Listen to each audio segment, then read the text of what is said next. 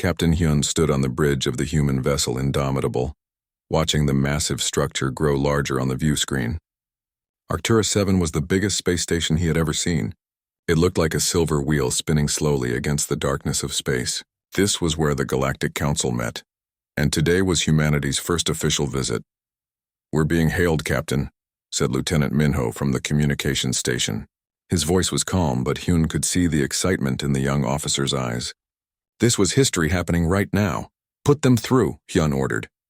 A voice filled the bridge, speaking in perfect English through the translation system. "Human vessel Indomitable, you are cleared for docking bay 17. "Welcome to the Galactic Council." Hyun allowed himself a small smile. Humanity had worked for decades to reach this moment. First contact had happened 12 years ago, but the Council moved slowly. They wanted to study humans, test them, watch them. Now finally, Earth was being invited to join the galactic community. Beside him, diplomat Sora adjusted her formal uniform. She was the head of Earth's diplomatic team, chosen because she could keep calm under pressure. Sora had negotiated trade deals that saved millions of lives during the food crisis. Now she would negotiate for the entire planet. "Nervous?" Hyun asked quietly. Sora shook her head. "Excited." "Do you know how many species are in the council?" 47 last count. 47 different civilizations, Captain. 47 chances to learn something new. She smiled. "Though I hear some of them are not very friendly." The Indomitable glided into the docking bay with practiced ease. Through the windows, Hyun could see other ships. Some looked like crystals, others like living creatures. One appeared to be made entirely of light. The diversity was stunning. The docking process took 20 minutes. Then Hyun, Sora, and 6 other humans walked through the airlock and into Arcturus 7. The interior was vast. The ceiling stretched up so high that clouds floated near the top. Beings of every imaginable shape moved through the corridors. A creature that looked like walking water passed by. Something with 12 legs and crystal skin clicked past them. A floating sphere of energy hummed as it drifted overhead. "Stay together," Sora reminded the team. "And remember, we represent all of humanity today." A guide approached them. It was tall and thin, with blue skin and 4 arms. "Greetings, humans. I am Guide Talvin. Please follow me to the assembly hall. The welcome ceremony will begin soon." They walked through corridors filled with wonders. Hyun saw gardens growing plants that glowed in the dark. They passed rooms where gravity seemed to work sideways. Music that sounded like starlight filled some areas. Finally, they reached the assembly hall. It was circular and enormous. 47 platforms ringed the room, each one holding representatives from a different species. In the center was an open space where visitors could stand. "Humans, please take the center," Talvin said. "Each species will present themselves to you, and you will present yourselves to them." Hyun and Sora walked to the center while the rest of the team waited at the entrance. Thousands of alien eyes watched them. The room fell silent. A voice boomed from everywhere and nowhere. "Let the ceremony of meeting begin." One by one, species introduced themselves. The Velkari were small and covered in silver fur. The Orthani looked like living stone. The Kelthans had wings of pure energy. Each species told their name, their homeworld, and something about their culture. Then something strange happened. Each species began showing holograms. Hyun watched as the Velkari displayed an image of a beautiful creature with kind eyes and gentle hands. "This is Velana, our goddess of tactical wisdom," the Velkari speaker said. "She teaches us when to fight and when to preserve life." The Orthani showed a massive warrior made of stone and fire. "Orthos the Unbreakable, our god of honorable combat. He demands we fight with courage and respect." Species after species showed their war deities, gods and goddesses of battle, strategy, conquest, and defense. Some looked terrifying. Others looked noble. All were clearly important to their people. Hyun began to feel uncomfortable. He glanced at Sora, who looked equally worried. Finally, after all 47 species had presented their divine patrons, the booming voice spoke again. "Humans, you may now present your war deity to the council." Silence filled the massive hall. Sora stepped forward, her voice carrying clearly through the space. "The human delegation thanks the council for this warm welcome. We have learned much today about your cultures and beliefs." "But surely," interrupted a voice from one of the platforms, "you must show us your war deity. How else can we understand humanity's approach to conflict?" The speaker was an insectoid being with multiple eyes and sharp mandibles. According to Hyun's information display, this was Calvin, representative of the hive worlds. Sora took a breath.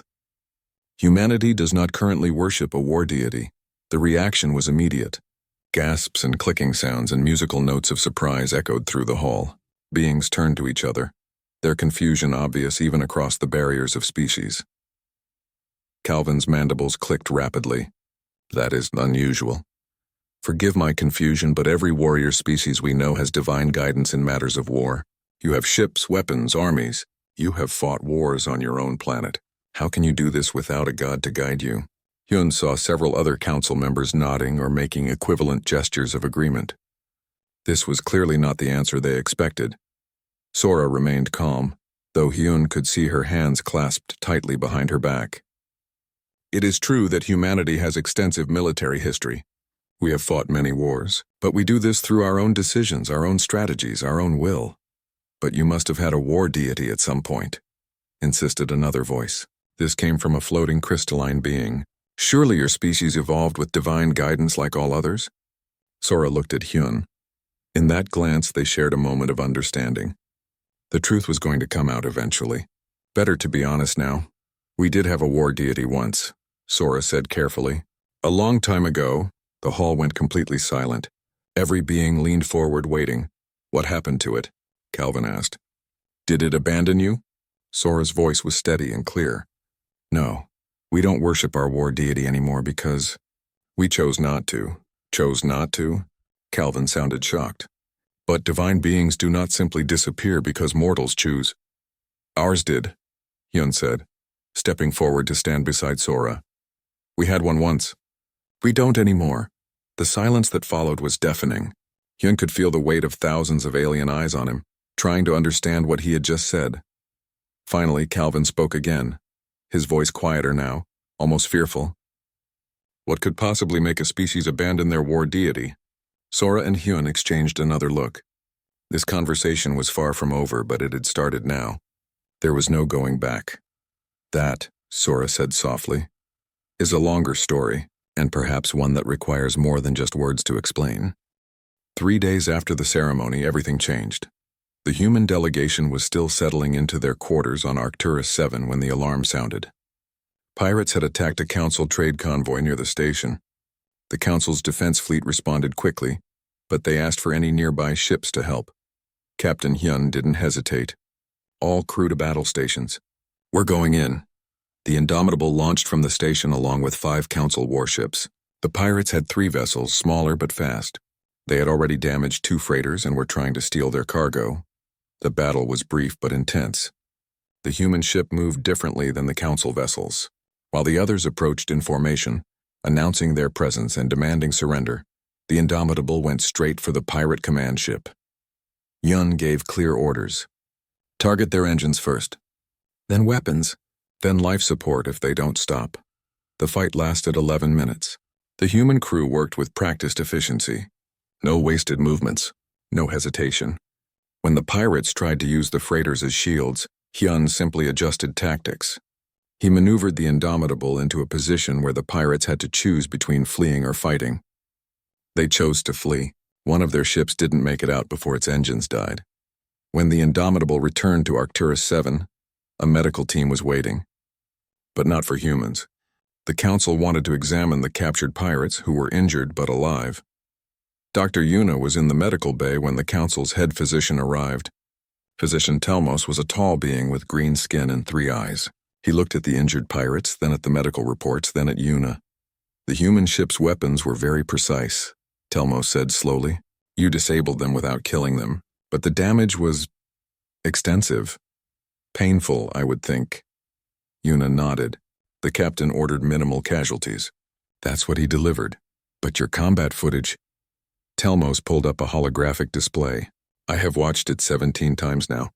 The way your crew fought. There was no mercy in those actions. No hesitation. You hunted those pirates like soldiers, Yuna finished for him. Yes, that's how humans fight. Telmos's 3 eyes blinked in sequence. But the other council ships, they gave warnings. They tried to negotiate even during battle. Your ship just attacked. We gave 1 warning, Yuna pointed out. They ignored it. After that, we did what was necessary to stop them. Over the next few days, the incident became a major topic among the council. Representatives from different species came to speak with the human delegation. They were polite but worried. Finally, 5 days after the pirate battle, diplomat Sora received a formal request. The council wanted a meeting to discuss human military philosophy.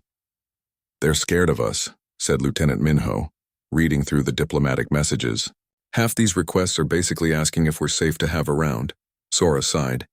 She sat in her quarters with Minho and Dr. Yuna, reviewing the situation. "Can you blame them? We show up, they ask about our war deity, we give a mysterious answer. Then we fight pirates like we're hunting prey. Of course they're worried. Maybe we should just tell them the truth," Yuna suggested. "About what happened with our deity. The truth might scare them more," Minho warned. "Or it might help them understand us," Yuna countered. She was a xenoanthropologist, someone who studied alien cultures. But now she found herself needing to explain human culture to aliens. "I've been reviewing their religious texts. Every species in the council has gods or spirits or divine beings that guide their warfare. These deities teach them rules, rituals, honor codes. War for them is a sacred act." Sora leaned back in her chair. "And for humans?" "For humans, war is just war. We don't make it sacred. We make it efficient." A knock interrupted them. Jiho entered the room. He was a military historian, brought along specifically to help explain human military development to aliens. "You called for me?" "We need to prepare a presentation," Sora said. "The council wants to understand humanity's approach to war. That means we need to explain our history." All of it. Jiho sat down heavily. "Including the deity?" "Especially the deity." For the next 3 days, Yuna and Jiho worked together. They dug through Earth's databases, pulling up ancient texts, historical records, archaeological data. The story they pieced together was not simple. "Look at this," Jiho said, showing Yuna a file on his tablet. "This is from ancient Earth about 3,000 years ago. Different human cultures had different war deities. Mars, Ares, Bellona, Tyr, Sekhmet, dozens of them. But they all taught similar things," Yuna noted, reading through the texts. "Honor in battle. Respect for enemies. Rules of warfare. They were violent gods, yes, but they had limits." "Keep reading," Jiho said quietly. Yuna continued through the timeline. She saw how human warfare changed. Bronze Age battles where armies faced each other in formation. Medieval wars with codes of chivalry. Samurai with their strict honor systems. Then she reached the 20th century. "Oh," she said softly. "Yeah," Jiho agreed. "That's when everything changed. The texts from that era told a dark story. World War I, World War II, millions dead. Cities burned. Weapons that could destroy entire populations in seconds. War stopped being about honor or glory. It became about survival. There are records here," Yuna said, her voice shaking slightly, "of human religious leaders from every culture meeting together. During the Second World War, they tried to invoke their war deities, asking for guidance. And the deities answered," Jiho said. "Sort of. According to these old texts, something appeared to world leaders in 1945, after the atomic bombs were dropped. Different people described it differently, but they all said the same thing. A presence. A being divine. What did it say? It begged humans to stop. It said we had gone too far. That war should have rules, honor, mercy. It wanted us to go back to older ways of fighting." Yuna scrolled through more documents. She found testimonies from military leaders, priests, historians, all describing the same event from different perspectives. "The deity told us we were fighting wrong," she summarized. "That we needed to show mercy, limit civilian casualties, fight with honor." And humanity's response? Yuna found the document. It was dated 1946, just 1 year after the atomic bombs fell. It was signed by representatives from dozens of countries, hundreds of religious groups, thousands of military leaders. She read it aloud. "We acknowledge that war is not glorious. It is not honorable. It is survival. We will not limit our survival for the comfort of gods who have never had to face extinction." Jiho pulled up another file. After that declaration, every human culture performed ceremonies. Different ceremonies, but all with the same purpose. They severed their connection to their war deities. They stopped worshiping them. Stopped making offerings. Stopped praying for victory. And without worship, the deities faded, Yuna whispered. "According to these records, yes. Gods need belief to exist, When humanity collectively decided we didn't need a war deity anymore, it simply stopped existing. They sat in silence for a moment, both staring at the historical documents. The weight of what their ancestors had done settled over them. "The Council needs to know this," Una finally said. "They need to understand that humans didn't abandon our deity because we're cruel or evil. We abandoned it because it couldn't understand what survival costs," Jiho finished. 2 days later, Scholar Telmos requested a meeting with the human delegation. He was a Quelian, a species that looked like walking coral covered in glowing spots. His people were known for being curious and scholarly. Sora, Una, and Jiho met him in a conference room overlooking the stars. "I have been reviewing your combat footage," Telmos began without preamble. "Not just from the pirate incident, but from your ship's training exercises. The way your crew fights is fundamentally different from every other species in the Council." "Different how?" Sora asked. Telmos created a holographic display. It showed footage from various battles. When the Valkyrie fight, they pray before each engagement. When the Orthani battle, they announce their names and challenge enemies to single combat. When my people defend our worlds, we perform rituals to honor the spirits of those we must harm. He pulled up footage of the Indomitable fighting the pirates. Your crew does none of this. You identify targets, you eliminate them. You move to the next target. It is efficient. It is effective. But it is also terrifying. "We're not trying to be terrifying," Una said carefully. "We're trying to be good at what we do." "That is what terrifies me," Telmos admitted. "You are very good at violence. Too good, perhaps. Which brings me to my question. The question the entire Council is asking. Where did humanity learn to fight like this? What deity taught you such brutal efficiency?" Sora looked at Una and Jiho. They had prepared for this moment. "We can answer that question," Sora said. "But it requires us to share some difficult history. Are you sure you want to know?" Telmos's glowing spots pulsed rapidly, a sign of intense interest. "The Council demands to know.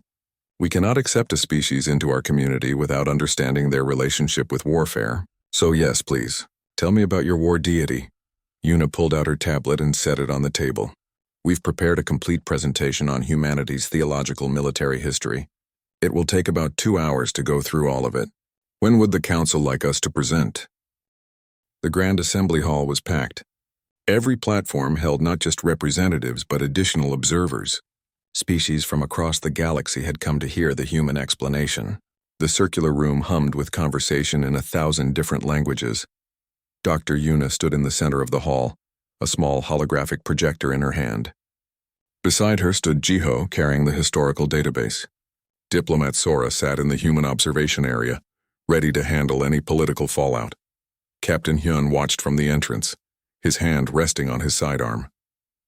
"Just in case," the booming voice that controlled the assembly hall spoke. "The emergency session is now in order. The human delegation will present their historical testimony regarding their species' relationship with warfare and divinity. All members will listen without interruption until the presentation is complete."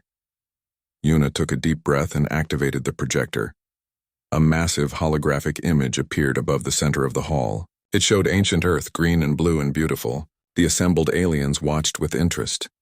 "This is humanity's homeworld as it appeared 5,000 years ago," Una began.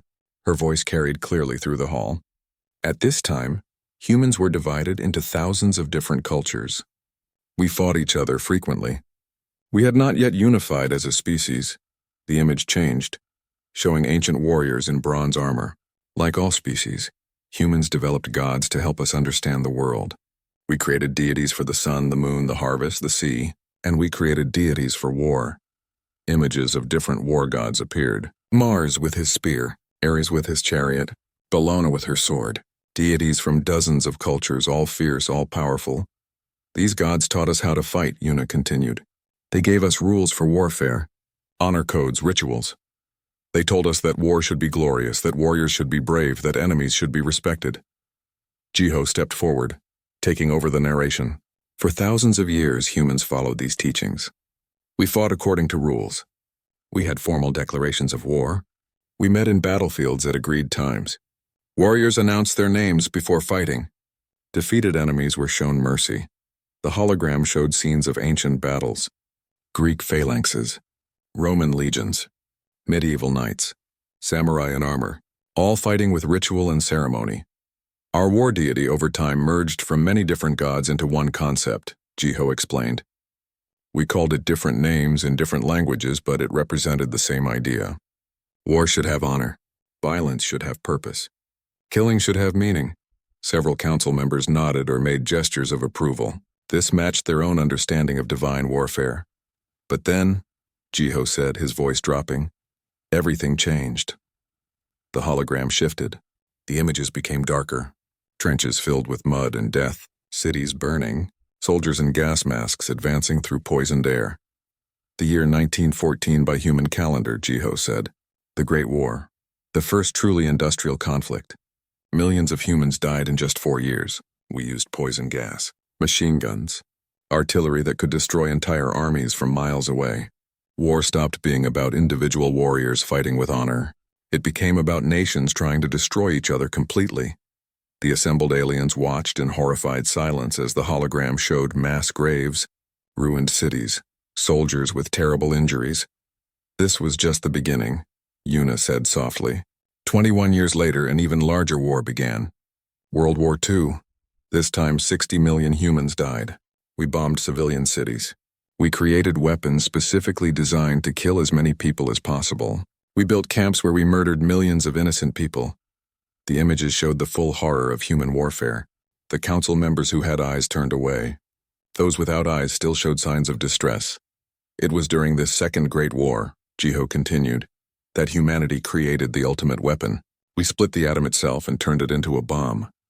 The hologram showed a mushroom cloud rising over a city. The devastating power of the atomic explosion filled the hall with light. In an instant, 100,000 humans died, Jiho said. A single bomb destroyed an entire city. 3 days later, we dropped another one. Another city gone. And suddenly, humanity had the power to end all life on our planet. The hologram paused on an image of the devastated cities. Complete destruction as far as the eye could see. According to historical records, Yuna said, her voice steady despite the dark subject, our war deity appeared during this time. It manifested to human leaders across the world. Different cultures described it differently, but the message was the same. A new image appeared. Something divine and terrible formed from light and shadow. Not quite any of the old war gods, but somehow all of them. The deity looked at what we had done to each other. The gas chambers. The firebombed cities. The atomic weapons, and it spoke to us. It said we had gone too far. That war should never be like this. That we needed to return to older, more honorable ways of fighting. Jiho pulled up ancient text documents, projecting them large enough for the entire hall to read. These are testimonies from military leaders, priests, government officials, all describing the same encounter. The deity begged us to stop, to remember honor, to show mercy, to limit our violence. It wanted us to fight like we used to fight, Yuna added. One army against another army. Warriors against warriors. With rules. With rituals. With respect for the defeated. She paused, letting the weight of that sink in. And humanity said no. The silence in the hall was absolute. Even the translation system seemed to hold their breath. We understood what the deity was asking. Yuna continued. It wanted us to be gentler, to accept limitations on how we fought, to make war sacred again, with all the rules and restrictions that sacred things carry.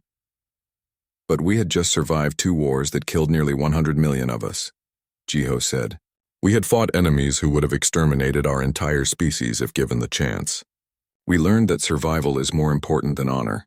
Victory is more important than glory. Staying alive is more important than following rules.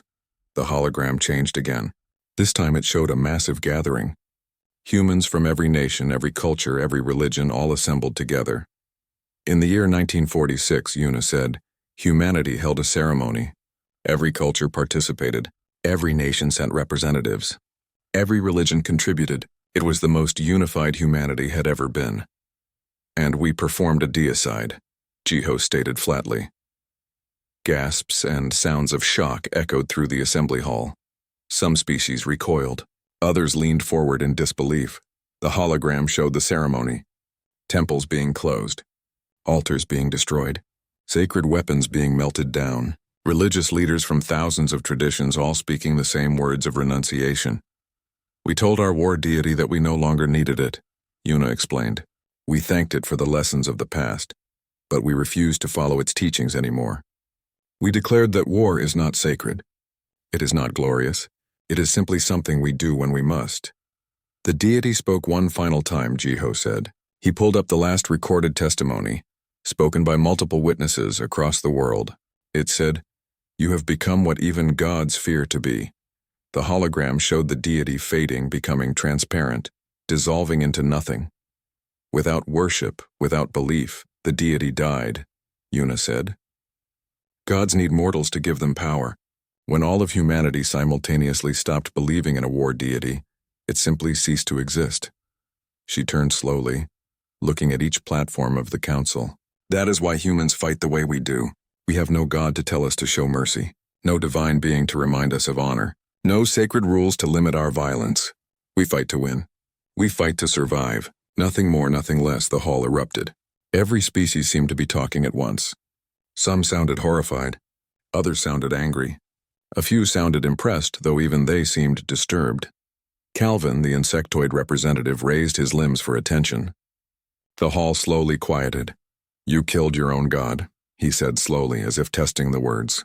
Not because it was evil, not because it commanded evil things, but because it wanted you to be unkinder. It wanted us to be bound by rules that would have gotten us exterminated, Jiho corrected. If we had fought with honor against enemies who fought without honor, we would have lost. Our species would be extinct. But surely, said a representative from the Quilian platform, surely you could have found a balance.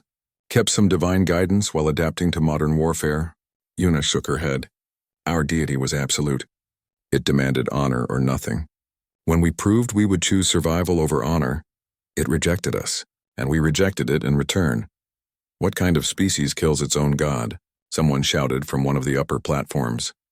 A species that refuses to die for the comfort of divine beings, Sora called out from the human area. She stood, drawing attention to herself.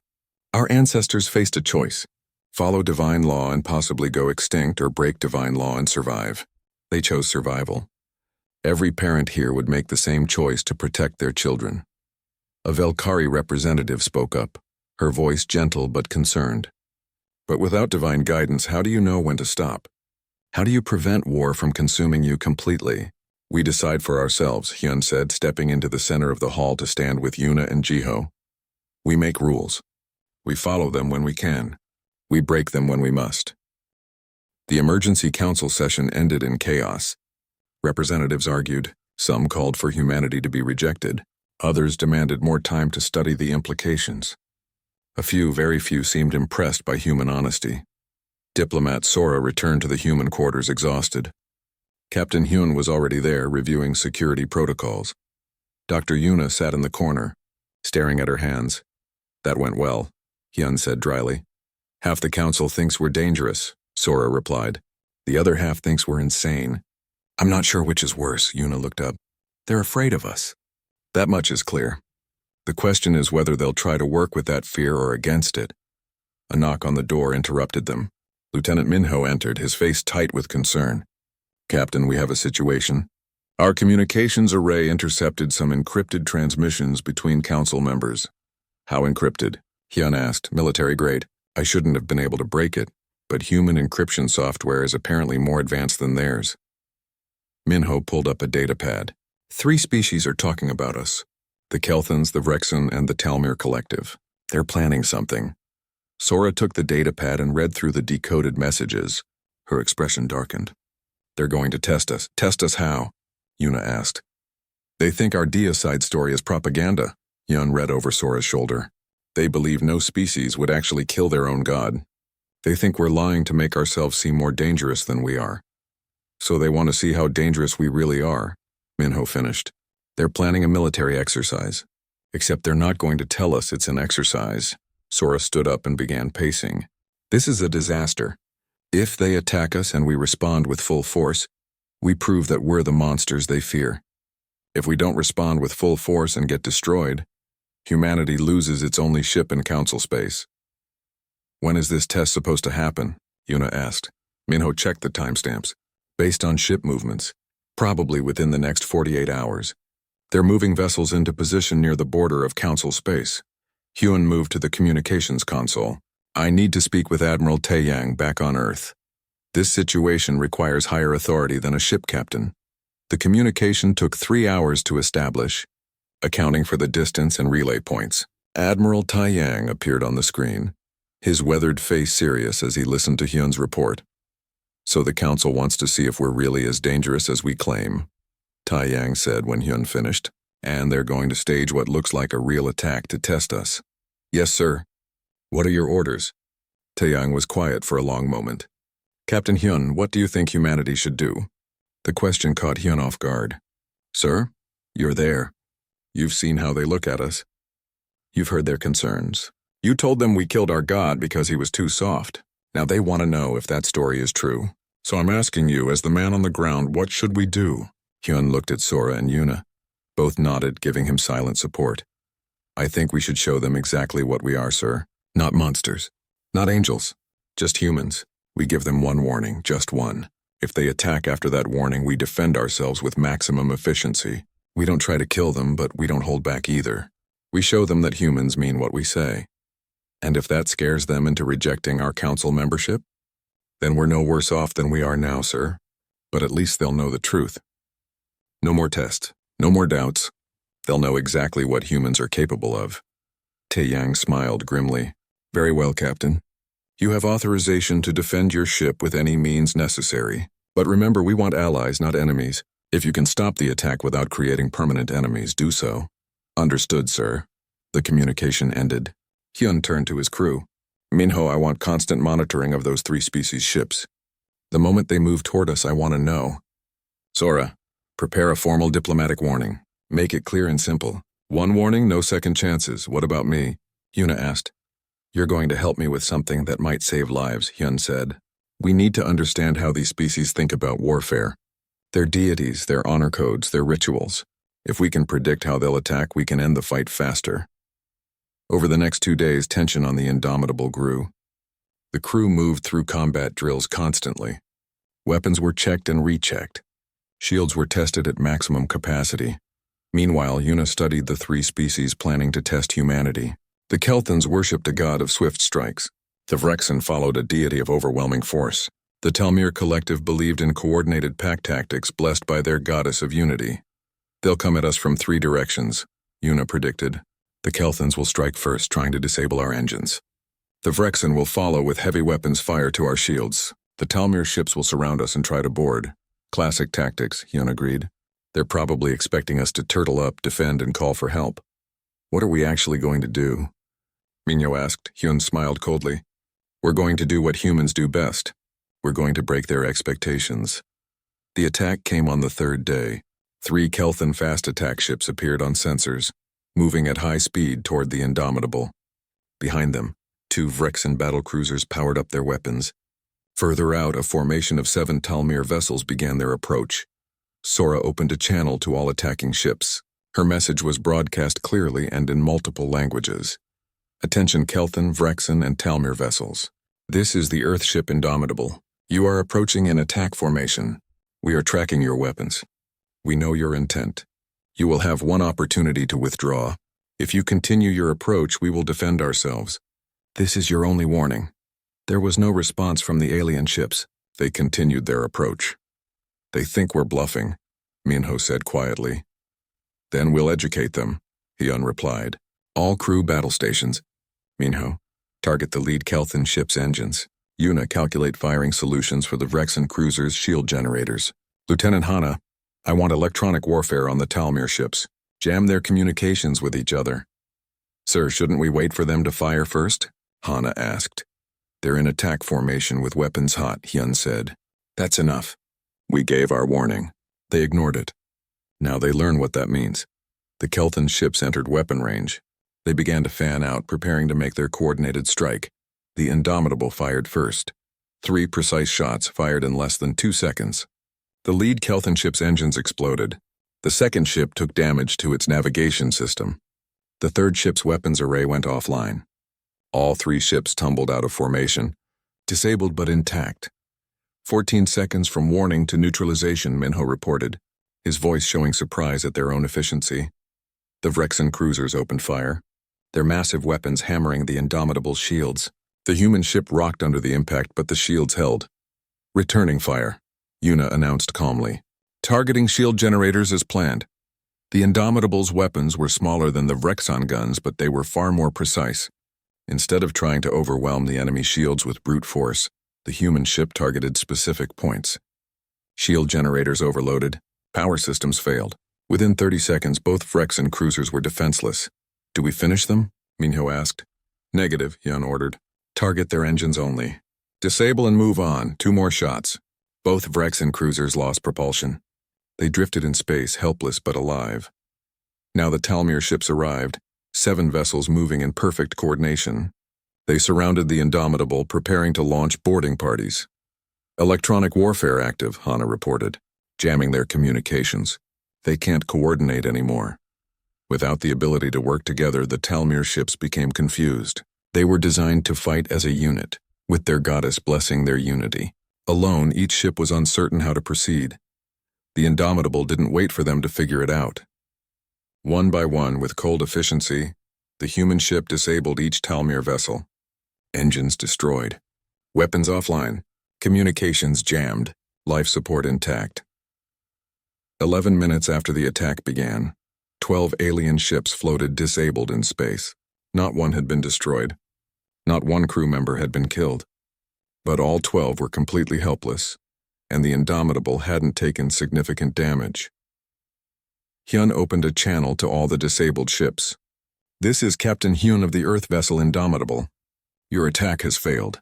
Your ships are disabled, but your crews are alive. We will now tow you back to Arcturus 7 station. Any attempt to resist will result in immediate destruction. You had your test. Now you have your answer. He closed the channel and looked at his crew. Begin recovery operations. And someone send a message to the council. Tell them we're bringing their ships home. The Indomitable approached Arcturus 7 with 12 disabled ships in tow. The station's sensors detected the fleet long before they arrived, and by the time Hyun brought his ship into docking range, every platform in the Grand Assembly Hall was occupied. The council wanted answers. Captain Hyun, Diplomat Sora, and Dr. Yuna walked into the assembly hall together. The atmosphere was tense. Angry voices filled the space. Some council members demanded that humans be expelled immediately. Others called for reparations. A few remained silent, watching the humans with calculating eyes. Calvin, the insectoid representative, stood on his platform. His mandibles clicked rapidly as he spoke. You attacked council vessels without provocation. You disabled 12 ships. You could have caused a war. Could have, Hyun said calmly, walking to the center of the hall. But didn't. And you know why? Because your ships attacked us first. We gave a clear warning. They ignored it. We defended ourselves. Defended? A Vrexon representative roared. You destroyed our cruisers in seconds. That was not defense, that was aggression. Sora stepped forward. Your cruisers opened fire first. We simply responded more effectively. And I noticed that all your crews are alive and unharmed. If we were truly aggressive, would we have shown such restraint? A Kelthan representative spoke, her voice cold. You disabled our ships faster than should be possible. Our gods teach us that swift strikes take time to coordinate. You struck with no coordination, no ritual, no divine blessing. How? We practiced, Hyun said simply. We trained. We drilled. We made plans for every possible scenario. When your ships attacked in exactly the pattern we predicted, we executed our response. No gods required, just preparation and skill. Scholar Telmos raised his glowing limbs. If I may ask a question without anger, Captain Hyun, when you disabled those ships, you could have destroyed them completely. Why didn't you? Because destruction wasn't necessary, Hyun replied. We achieved our objective, which was to stop the attack and protect our crew. Killing people who no longer threaten us would be wasteful and stupid. But your combat doctrine has no honor code, Telmos pressed. No divine rules. You said yourself that you fight without limits. So why limit yourself here? Hyun was quiet for a moment, considering his words carefully. We fight without honor codes imposed by gods.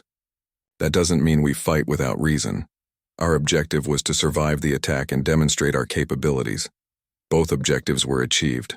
Further violence would serve no purpose. You're saying you chose mercy? Calvin sounded skeptical. I'm saying we chose efficiency, Hyun corrected. Mercy implies we were being kind. We weren't. We were being practical. Dead enemies can't tell others what happened. Living enemies can return to the council and report exactly what humanity is capable of. That statement sent a ripple through the assembled species. Some looked even more disturbed. Others nodded slowly, beginning to understand. A voice came from the upper platforms. Then you used our own ships as messengers. You wanted us to see what you can do. Yes, Sora confirmed. You tested us, we answered. Now you know the truth. Humans fight without divine guidance. We don't have holy rituals or sacred honor codes. We simply identify threats and eliminate them as efficiently as possible. That makes us dangerous, yes. But it also makes us reliable. We don't waste time with ceremony when someone needs help. But how can we trust you? A Talmir representative called out. Your own god feared what you would become. You admitted this yourself. Without divine limits, what prevents humans from becoming conquerors? Yuna stepped forward to answer. The same thing that prevents you from becoming conquerors despite having divine guidance. Choice. We choose not to conquer. We choose to cooperate. We choose to be part of the galactic community. Our lack of a war deity doesn't change our ability to make these choices. But you already proved you'll kill anything that limits you, the Talmir representative argued. You killed your own god. What's to stop you from killing us if we try to limit human expansion? The fact that you're not gods, Hyun said bluntly. We killed our deity because it tried to impose rules on how we survive. You're not trying to do that. You're just trying to coexist with us. That's completely different. Admiral Taeyang's image suddenly appeared on the central holographic display. The Earth military leader had joined the session remotely. If I may add something, Taeyang said, his voice carrying authority.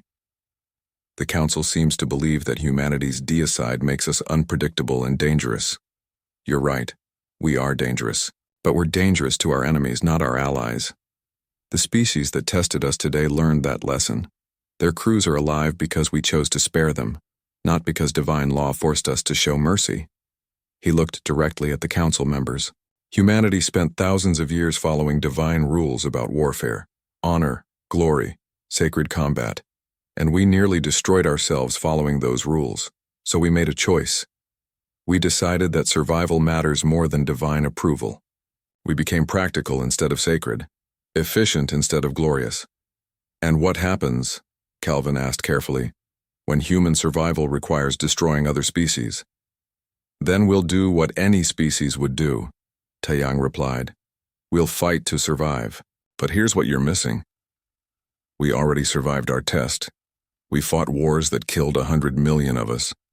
We built weapons that could end all life on our planet. And we stopped. We didn't destroy ourselves. We learned control. Not because gods commanded it, but because we chose it. Self-imposed control can be removed, a voice argued. So can divine control, Sora countered. If your survival required disobeying your gods, would you obey or survive? Be honest. Silence fell across the hall. Several council members shifted uncomfortably. The question cut to the heart of the matter. Finally, Scholar Telmo spoke. I have studied many species across the galaxy. I have seen civilizations rise and fall, and I have noticed something interesting. Species with strong divine guidance tend to be stable but inflexible. When they face challenges their gods didn't prepare them for, they often collapse. He turned his glowing spots toward the humans. Humanity is the opposite. You have no divine guidance in warfare, which makes you adaptable, unpredictable, dangerous, yes, but also potentially valuable. A species that learns from experience rather than following eternal divine law might be exactly what the Council needs. You suggest we accept them despite the risk? Calvin asked. I suggest the risk might be worth the reward, Telmos replied. Consider what happened today. 12 ships attacked one human vessel. The human vessel won decisively in minutes. But instead of destroying those ships and starting a war, the humans disabled them and brought them home safely. That shows both capability and restraint. A Velkari representative spoke up. Our goddess teaches us to preserve life when possible. The humans did this without divine guidance. They chose to spare their enemies. Perhaps that choice is more meaningful than divine commandment. More council members began to speak, debating the issue. The conversation shifted from fear and anger to curiosity and analysis. Slowly, grudgingly, the council began to see humanity from a different perspective. Hours passed. Votes were cast. Species argued and negotiated and debated. Finally, the booming voice that controlled the assembly hall spoke. The council has reached a decision. The human delegation will approach the center. Hyun, Sora, and Yuna walked forward together. The eyes of 47 species watched them. The Galactic Council recognizes that humanity is unlike any species we have encountered, the voice announced. You have no divine guidance in warfare. You killed your own god when it could not adapt to your needs. You fight with efficiency rather than honor. This makes you dangerous. Hyun felt his jaw tighten, preparing for rejection. However, the voice continued. You have also demonstrated control, practical thinking, and the ability to show restraint without divine commandment.